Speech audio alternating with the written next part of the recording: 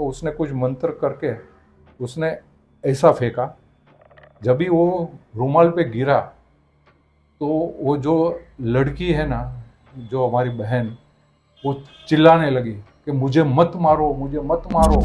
जो भी लेके जाएगा उससे पीछे देखने का नहीं, किससे बात करने का नहीं, और जहाँ से वो जाएगा तभी तक विदाउट एक शब्द बोले बिना उधर पहुँचना है और ये सब चीज़ें चढ़ा देनी। लेकिन अभी जाएगा कौन? हाँ बरोबर. फिर बाद में तो उसको यहाँ से निकलना था, लेकिन ये अभी अंदर की जो आत्मा है बहुत ही स्ट्रांग थी, मुकर गए। हम नहीं छोड़ेंगे। नमस्कार. आपला युनिक कट्टामध्ये सर्वांचं स्वागत आहे. आज आपल्यासोबत आहेत मिस्टर मुकेश शाह सर. ते बाय प्रोफेशन फोटोग्राफर आहेत. त्यांच्या आयुष्यात त्यांच्या घरामध्ये घडलेली एक घटना आहे, ते आज आपल्याला सांगतील. खूप भयानक अशी ही घटना आहे. सर्वांनी ती गोष्ट संपूर्णपणे ऐकावी अशी आमची इच्छा आहे. तर आता आपण जाऊया मुकेश सरांकडे आणि त्यांना आपण विचारूया. नमस्कार, मैं मुकेश शाह मुंबई मुलुंड से फोटोग्राफी कर रहा हूँ। आज मैं जो घटना सुनाने जा रहा हूँ वो हमारे घर में सत्य घटना पे आधारित है, और आप सुन के हैरान भी रह जाएंगे। और जो इसके अंदर मैं कोई कोई बात बता रहा हूँ वो आप उसको थोड़ा ध्यान दे के आप ऐसी जगह पर ये प्रयोग ना करें, वो मैं आपको टिप आपको बाद में बताता हूँ। ये बात है करीबन 1992-93 की। अभी हमारे फैमिली में ही हमारी एक कज़िन सिस्टर है, तो कज़िन सिस्टर लेकिन हमारे एकदम क्लोज ही है, वो मैं नाम नहीं बताना चाहता हूँ। लेकिन उसके अंदर उसको उसके बारे में ही ये आखिर पूरी स्टोरी है। अभी हम लोग को तो पता नहीं था, हम लोग हर रोज आते जाते ऐसे रहते हैं, लेकिन हमको पता नहीं रहता है कि भाई क्या हो रहा है। लेकिन अभी एक बार ऐसा हुआ कि वो जो लड़की है तो वो हमेशा काले कपड़े, काला काजल, फिर अगर कभी नमाज का टाइम होए, दूर से अजान का आवाज़ आए तो नमाज पढ़ने बैठ जाती थी। ऐसा ऐसा होता था, लेकिन उसकी मम्मी ने फैमिली में किसको भी बताया नहीं था। और कभी कभी तो ऐसा हो जाता था कि वो जो भी खाना खाती थी वो सब बाहर निकल जाता था उल्टी करके। लेकिन क्या पता, किसी को पता नहीं चल रहा था, और उनके घर में भी सब लोग एकदम डिस्टर्ब थे कि भाई ये बात करे तो किसको करे। तभी अपना मुंबई में रायट्स हो गया था, और उस टाइम मेरे ख्याल से 15 से 20 दिन तक मुंबई में बहुत ही कर्फ्यू, और सब जगह प्रॉपर बॉम्बे में तो कर्फ्यू लगा हुआ था, और हमारे जो मुलुंड सबब में कोई प्रॉब्लम नहीं था। तो तभी हमारी एक चाची भी है ना, मस्जिद बंदर में रहती थी, तो अभी वहाँ से इतना ख़राब पोजीशन हो गया कि भाई ये राइट्स के लिए, तो उन लोग को हम लोग ने बोला कि आप है ना मुलुंड आ जाइए और इधर सेफ है। तो वो लोग घर में 5 जन थे, 5 जन नीचे उतरे, डिसाइड कर लिया कि हम लोग मुलुंड चलेंगे, बुलाया है। तो मुलुंड आने के लिए नीचे उतरे, तभी पुलिस की एक जीप आई और बोलते हैं आपको कहाँ जाना है, कर्फ्यू है, आपको पता नहीं है? बोलता है नहीं हमको पता है, लेकिन यहाँ पर अभी पोजीशन सब लोग खाली कर करके जा रहे हैं घर को ताला मार के, तो हम लोग भी निकलने का सोच रहे हैं। तो उस हिसाब से बोला कि भाई कर्फ्यू है, अभी हमको जाना है मस्जिद स्टेशन। मस्जिद स्टेशन जाने के लिए भी बोलता है कि नहीं आपको कर्फ्यू है, आप चल के नहीं जा सकते। तो as a courtesy Mumbai police ने कर्टसी दिखाया, उन्होंने बोला चलो हम आपको ड्रॉप कर देते हैं। वो लोग ने मस्जिद बंदर स्टेशन के ऊपर ड्रॉप कर दिया। ये लोग जब भी प्लेटफॉर्म पर आए, और तभी उस टाइम में कोई भी ट्रेन, सबर्बन ट्रेन मस्जिद को नो स्टॉप था। आगे डायरेक्ट यानी समझो भाईखाला स्टॉप CST से, और फिर आगे सब स्टॉप होता था, लेकिन मस्जिद पे नो स्टॉप। तभी ऐसे ही हुआ कि भाई वो लोग ने कितनी गाड़ियों को हाथ दिखाया, 5-6 गाड़ी चली गई, किसी ने रुकाया नहीं। लेकिन ये लोग ने फिर अभी एक ट्राई करते रहे, और एक अच्छी मोटरमैन ने गाड़ी रुकाया। उन्होंने देखा कि भाई प्लेटफॉर्म पे एक फैमिली ही है, रुकाया, ये लोग अंदर बैठ गए और सीधा बुलुंड चले आए। बुलुंड चले आए, जो जिसके घर में यानी उसकी देवरानी रहती थी, उनके घर में, उनका घर बड़ा है, तो ये 5 जन के भी उसके लिए उधर व्यवस्था हो गई थी। तो वो लोग ने इधर आके बराबर सेटल हो गए। लेकिन एक बात ऐसी हुई, जो ये हमारी कजिन बहन है, वो उनको देखते थे कि भाई ये लड़की काफ़ी दिनों से खाना खाती है, लेकिन वो पूरा का पूरा उल्टी कर देती है। ऐसा क्यों? 2-3 दिन तो वो लोग सोचते रह गए। फिर हमारी जो बड़ी चाची है, उन्होंने उसकी देवरानी को बोला कि ये लड़की खाना घर का नहीं खा रही है, तो चलो ना हम लोग एक बार बाहर ट्राई करते हैं, होटल में चलते हैं। तो बोला चलो चलते हैं। रात को होटल में गए। होटल में गए तो सब मुलुंड का एक अच्छी होटल में गए, सब खाना वाना का ऑर्डर दिया। और जब ये जो बहन थी, वो भी उधर ही खाना खाने के लिए साथ में चली थी। तो अमित भाई, एक ऐसी बात हो गई, जब भी खाना ऑर्डर किया तभी कुछ प्रॉब्लम नहीं, लेकिन जैसे खाना आया, वो हमारी कजिन सिस्टर ने बोला मुझे खाना नहीं खाना है। लेकिन फिर भी हमारी जो चाची है, उसने बोला नहीं बेटा, आपको खाना तो खाना ही पड़ेगा, आप कुछ खाना खा नहीं रहे हो तो अभी खा लो आप। तो उसने थोड़ा बहुत खाया, उधर का उधर उसने उल्टी कर दिया। तभी उस दिन रात को घर पे आए और सब लोग को समझ में आ गया कुछ सीरियस प्रॉब्लम है ये लड़की में। और उसके आगे भी 1-2 वाकया ऐसा हो गया।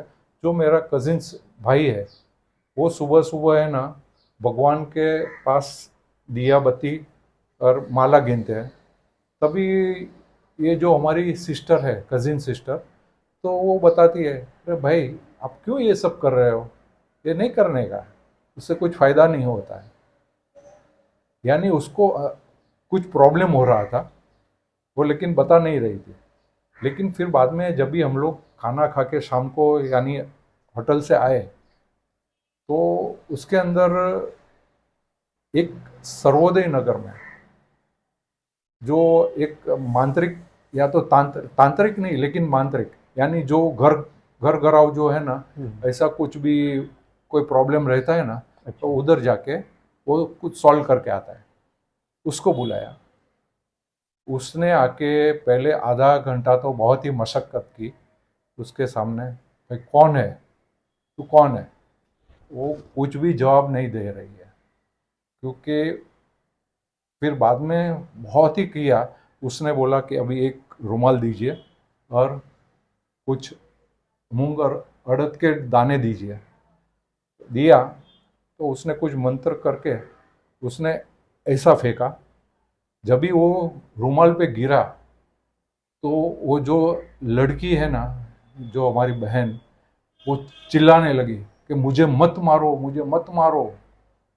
ऐसा 4 से 5 बार किया, मत मारो बोलती है, लेकिन कुछ भी जवाब नहीं दे रही है।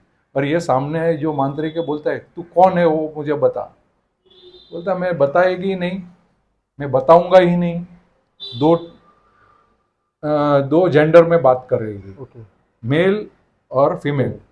बताऊंगी भी नहीं और बताऊंगा भी नहीं।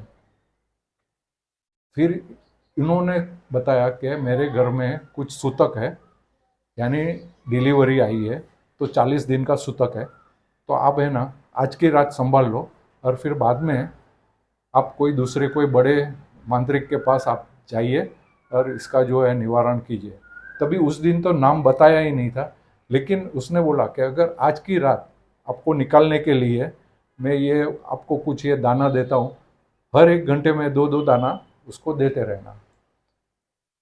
नहीं तो वो जो लड़की है ना, वो बॉक्स जाली बगैर की विंडो थी, तो वो घड़ी घड़ी जाने के लिए सुसाइड करने की कोशिश कर रही थी। अच्छा, उड़ी मारने के लिए। हाँ, यानी 5वें माले पे रहते थे, 5वें माले से नीचे कूदने की कोशिश कर रही थी। हम लोग पकड़ लेते थे उसको। तो तभी उसने बोला कि आज रात बहुत ही एकदम आपको इम्पोर्टेंट है, यानी एकदम खतरनाक रात है, आज की रात संभालो और उसके लिए आपको जागना पड़ेगा और उसको संभालना पड़ेगा। तो जागते हुए हम लोग 2 जन का एक शिफ्ट बनाया कि भाई थोड़ा टाइम आप जागना। एक चाची थी और दूसरे में मैं खुद था। पहले मेरी चाची ने दो 2 घंटा रात को यानी चौकी पहरा किया। वो अगर कुछ भी उठ जाती है तो उसको सुला दिया वापस, और उनका जाना जो है वो देते रहे उसको। मेरा नंबर आया सुबह 5 बजे के टाइम पे, कुछ दूर से अजान की आवाज़ सुनाई दी।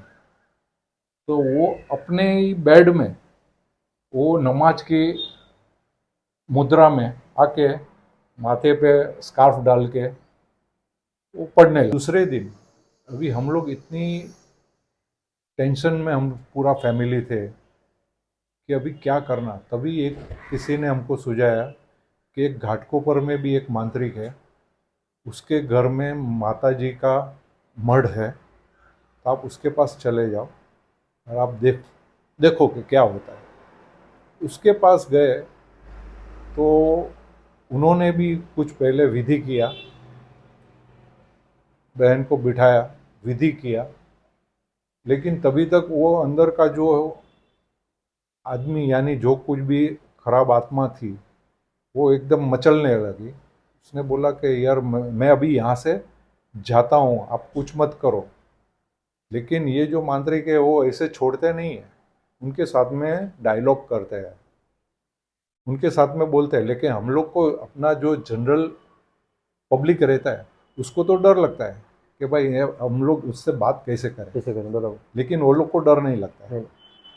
तो उसको उन्होंने है ना उससे कैसे बात किया, और उन्होंने भी कुछ किया तो उसको भी फटका लगाया है, यानी उसको हाथ नहीं लगाते, लेकिन वो कुछ भी करते हैं ना तो उसका अंदर की जो आत्मा रहती है उसको लगता है, और वो जोर से बॉम्ब मारती है कि भाई मुझे मत मारो, मुझे मत मारो। सेम रिपीटेशन हुआ। बोलते हैं तुझे नाम तो बताना ही पड़ेगा। बहुत ये किया, तभी वो जाके बोली कि मैं अब्दुल अब्बा हूँ और मेरे साथ में मेरी वाइफ है अमीना अम्मी। इसके अंदर 2 आत्मा घुसी हुई थी। बाप। यानी 2 आत्मा थी। तो फिर बाद में उसके साथ में जो डायलॉग होते होते बोला कि तू उसके पास में अंदर आई कैसे। बोलता है हम लोग तो घाटकोपर में थे, तभी उसने बुलाया तो हम लोग चले गए। यानी एक बात मैं आपको पहले मैंने स्टार्टिंग में बोला कि आपको एक टिप देता हूँ। तो ये पहली टिप ये है कि आप कभी भी कोई भी स्टेशन या तो रोड जहाँ पर एक्सीडेंट का साइन रहेगा वहाँ पर किसी को भी आओ जो बाय आओ चलो चलो ऐसा नहीं बताने का। क्योंकि अगर वहाँ पर जो है ना एक्सीडेंट स्पॉट पे कितनी बुरी आत्मा यानी जो मर गई होती है वो आत्मा रहती है, तो वो आप उसको आह्वान दे रहे हो कि भाई चलो, तो वो आपके साथ में चली आएगी, फिर आपको छोड़ेगी नहीं वो। तो ये जो मांत्रिक ने उसको बताया कि तुझे इसके शरीर में से जाना होगा। बोलता है हम लोग जाएंगे ही नहीं। बोलता है क्यों। बोलता है हमको उसकी आंख बहुत अच्छी अच्छी लगी, इसके लिए हम लोग उसकी आंख और पूरा उसके अंदर शरीर में उसको लेके ही हम लोग जाएंगे।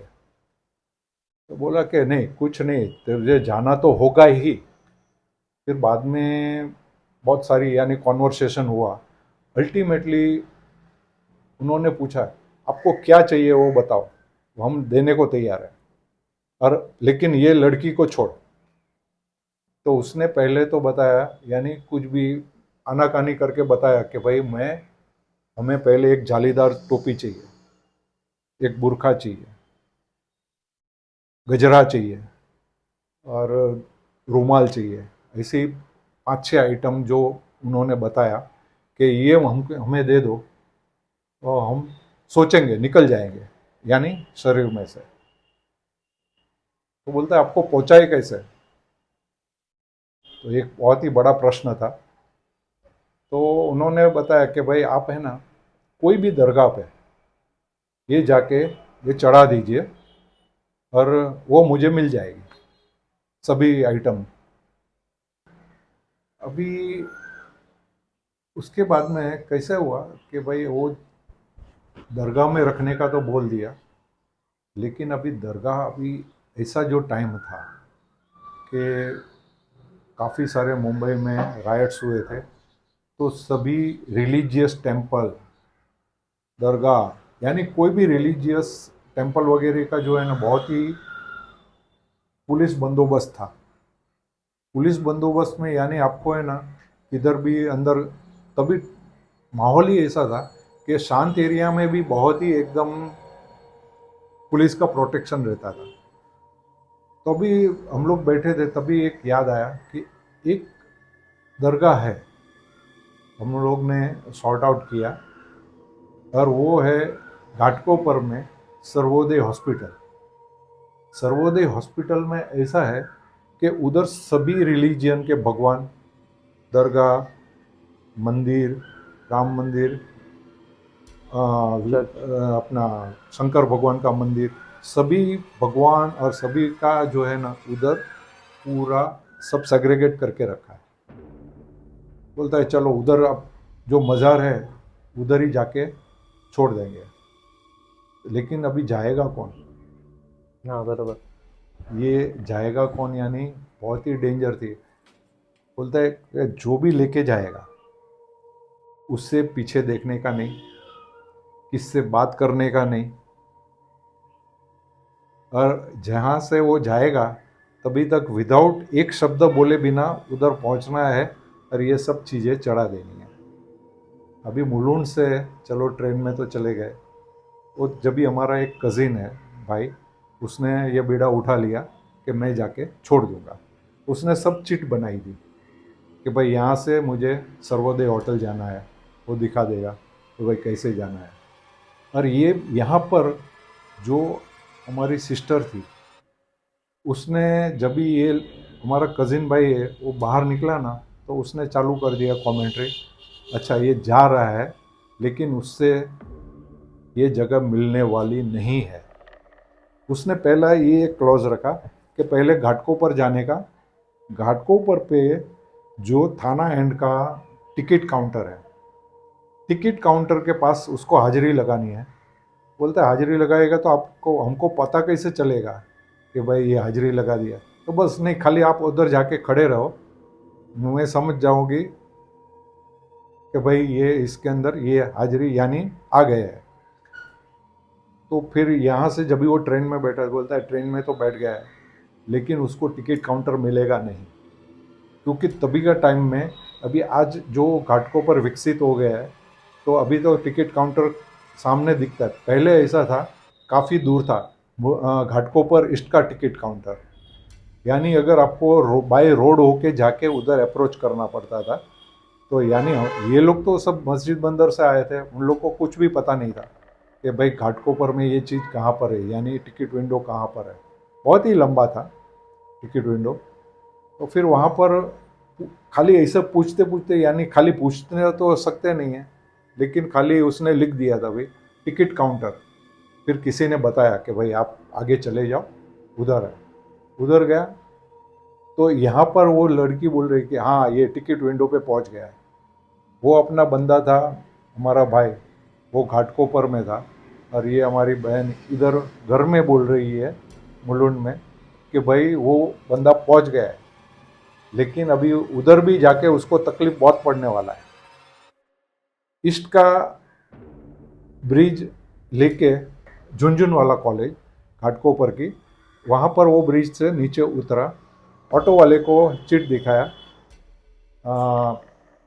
भाई ये सर्वोदय हॉस्पिटल, वो तो लेके गया। पहले उसने जाके पहले उधर का जो वॉचमैन था उसको बोला कि कीज़ ऑफ मॉस्क ऐसा करके, यानी वो इंग्लिश में लिखा था लेकिन ट्रांसलेट करे तो भाई मुझे मज़ार की कोई चाबी दे दीजिए। वो नीचे से ऊपर वो बंदे को देख रहा है।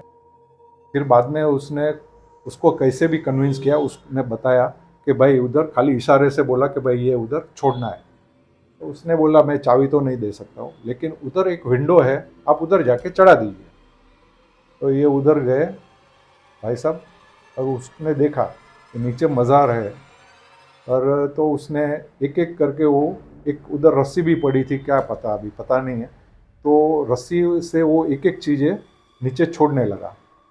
तभी इधर से जो है बहन भी बोलती है कि हाँ ये अभी मज़ार पे पहुंच गया है, और वो एक एक चीज़ें छोड़ रहा है, सॉरी। तो यानी इतना तो उस, यानी यहाँ पर ये है, और उधर रनिंग कमेंट्री चल रही है लाइव, कि भाई ये एक एक सेकंड की उसकी बात है, उसको पता है।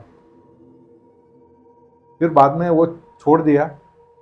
फिर उसने बोला कि हाँ अभी सब चीज़ें मुझे मिल गई है, जालीदार टोपी, बुरखा, गजरा, और जो जो 5-6 काजल, काला काजल वगैरह सब मिल गया है।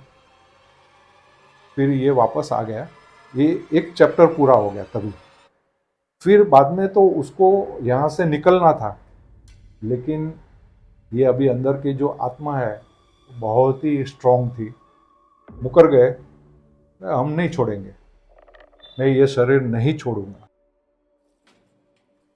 तभी वापस फिर प्रॉब्लम होने लगा, सेम वही प्रॉब्लम, उल्टी करना, घर में अगर कोई दिया बत्ती करेगा तो उसको मना करना, और उसको हमेशा काले कपड़े हैं ना बहुत पसंद। फिर हमको कारण वही मालूम पड़ा, क्योंकि जो मुस्लिम जो रहते हैं वो काला बुर्का वगैरह पहनती है, उसकी वजह से वो, और मेकअप भी उसी टाइप का जो है, आँख में एकदम काला काजल लगा के वो तैयार होती थी, ऐसा सब था। फिर बाद में हम लोग ने नक्की किया कि भाई अभी ये बहुत ही प्रॉब्लमेटिक हो रहा है। तो हम लोग गए हमारे पैतृक गांव में, गुजरात। वहाँ पर एक कोई बड़ा तांत्रिक था, उसको दिखाया। बोलता है ये बहुत ही जिद्दी स्वभाव का जो आत्मा है, तो उसको निकालने के लिए काफ़ी टाइम लगेगा और काफ़ी मशक्क़त करनी पड़ेगी, क्योंकि ये बहुत ही जिद्दी आत्मा है। फिर बाद में वहाँ से समझो ना कि by the grace of God, कि उनकी जो विधि थी उससे वो दोनों निकल गए, और उनकी आत्मा, यानी समझो उसके शरीर में छोड़ दिया उसने। और आज की तारीख में जो हमारी बहन, आज से जो 22 साल 23 साल पहले जो थी, वो एकदम नॉर्मल है अभी। यानी कहने का तात्पर्य ये है कि आप कोई भी जगह जाओ, अगर कोई ऐसी एक्सीडेंट स्पॉट, यानी रेलवे है, यानी रेलवे का प्लेटफॉर्म है जहाँ पर काफ़ी सारे एक्सीडेंट्स होते हैं, रोड है जहाँ पर एक्सीडेंट स्पॉट्स रहते हैं, कभी कोई अपने ऐसी कोई, यानी खेत में वगैरह में जाओ, तो खेत में जाओ तो लेकिन आपको परमिशन लेके उधर है ना, कुछ भी अगर 1 नंबर 2 नंबर करना रहेगा, अगर आजू बाजू कुछ नहीं है तो परमिशन, थूकने का परमिशन लेने का, कि भाई मुझे पता नहीं है ये जहाँ आप रहते हो, लेकिन मेरी इमरजेंसी है, इसके लिए मैं यूज़ कर रहा हूँ। अगर ऐसा करेंगे तो आपको कोई प्रॉब्लम नहीं होगा। और जब भी ये प्लेटफॉर्म पे वगैरह आपका दोस्त भी अगर साथ में रहेगा ना, तो उसको आना, बाय, ऐसा नहीं बताने का। अगर आपने अगर कुछ भी आह्वान किया कि चलो, तो आपके साथ में जो कोई भी आत्मा रहेगी ना, वो आपके साथ में चल जाएगी। तो यही मेरी एक स्टोरी थी। Thank you. तर आता आपण मुकेश शाह सरांकडून संपूर्ण स्टोरी ऐकली. हा पॉडकास्ट आपला हिंदीमधून होता, बिकॉज ते गुजराती आहे, त्यांचं मराठी आहे ठीकठाक आहे, पण तेवढी फ्लुएन्सी नाही आहे, त्यामुळे त्यांनी हा पॉडकास्ट हिंदीमधून दिला आहे. अजून एक गोष्ट, सर्व सबस्क्रायबर्सचे खूप खूप आभार. आपला युनिक कट्टा आज मॉनिटराईज झालेला आहे आणि खूप चांगल्या पद्धतीने तुमचा प्रतिसाद आम्हाला येत आहे. चांगले चांगले कमेंट्स येतात. काही लोक रॉंग कमेंट्स पण देतात, पण कृपया करून चांगले कमेंट्स द्यावे, कारण की आम्ही सुद्धा मेहनत करत असतो, तर त्याची जाण तुम्ही पण ठेवावी, ही आमची नम्र विनंती. सगळ्या सबस्क्रायबर्सला खूप खूप थँक्यू लाईक्स केल्याबद्दल, कमेंट्स दिल्याबद्दल. तुमच्याकडे काही स्टोरी असतील तर आम्हाला नक्की शेअर करत जा, आम्हाला सांगत जा. थँक्यू. धन्यवाद.